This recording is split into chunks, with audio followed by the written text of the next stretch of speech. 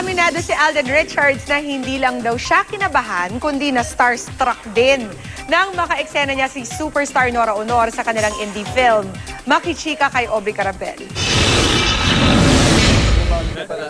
Hindi maiwasang ma-starstruck si Alden Richards nang maka-eksena sa unang pagkakataon ang nag-iisang superstar Nora Aunor sa indie film na Kinabukasan, obra ng multi-awarded director na si Adolph Alex Jr. First indie film ito ni Alden, kaya nagpapasalamat siya na makasama si Nora. Di raw niya naiwasang makaramdam ng kaba. Napakahusay po ni Ate Guy, wala po akong masabi. Nagpapasalamat ako na nabigyan ako ng chance maka-arte kasama siya kasi marami akong natutunan. Natutuwa po siya kasi very po ako, warm, mabait daw. So, ayun lang po, enjoy lang po. Sana makagawa naman po ako ng long full-length na film or project with Ate Guy. Halos silang dalawa lang ang magka-eksena sa pelikula.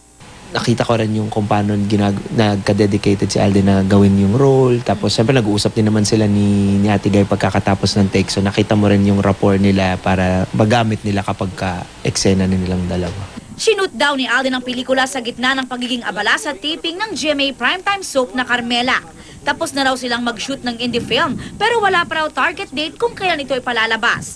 Balak ding ilahok ito sa mga film festivals abroad.